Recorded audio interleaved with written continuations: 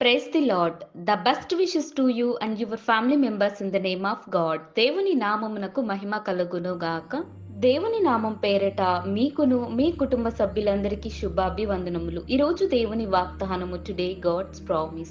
యెహోవాను ఆశ్రయించు వారికి ఏ మేలు కొదువై ఉండదు. కీర్తనలు గ్రంథము 34వ అధ్యాయం 10వ వచనం. No good shall be wanting to those who take refuge in Jehovah. The book of Psalms chapter 34 verses 10.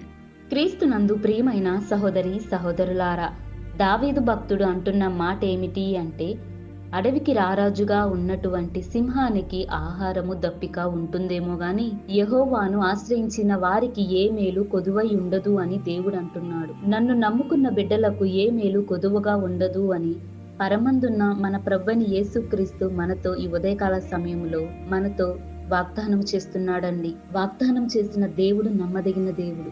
మనం దేవునిని విశ్వసించాలి, దేవునిలో ఎదగాలి, దేవునిలో యథార్థమైన వారుగాను జీవించాలండి. కొందరు అనుకుంటూ ఉంటారు, ఏమి తిందుమా, ఏమి త్రాగుదమో, ఏమి ధరించుకొందుమో, ఏ ఉద్యోగం చేయాలో అని చింతింపబడుతూ ఉంటారు, దుఃఖిస్తూ ఉంటారు. కానీ దేవునికి అవన్నీ తెలుసు. దేవుడు సమస్తాన్ని ఎరిగినవాడు. ఏ సమయంలో ఏది ఇవ్వాలో దేవునికి మాత్రమే తెలుసు. కాబట్టి దేవుని మాట యందు విశ్వసించాలి.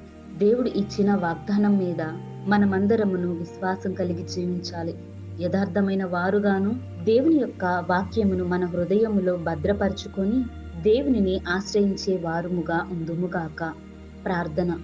ప్రేమమైడ దయామైడ నీకు వందనములు స్తోత్రములు దేవా. ప్రభువా, నిన్ను ఆశ్రయించిన వారికి ఏ మేలు కొదువై ఉండదు అని వాగ్దానం చేసి ఉన్నావు కదా దేవా. మాకు సహాయం దయచేయండి. నిన్ను నమ్ముతున్నాం దేవా. ప్రభువా, ఈ లోకంలో ఎందరైతే ఏ కొరతలతో బాధపడుతున్నారో, ఎలాంటి అవసరాలు తీరక వారు చింతిస్తున్నారో, అట్టి వారందరూ నిన్ను ఆశ్రయించే వారుగా ఈ వాక్యం వింటున్న వారందరినీ ఆశీర్వదించండి. ప్రభువా, మా అందరి జీవితాలలో నీ యొక్క ఆశ్చర్యకరమైన మేలులను జరిగించమని నజరేయుడైన యేసు నామమున ప్రార్థిస్తున్నాను తండ్రి. ఆమేన్.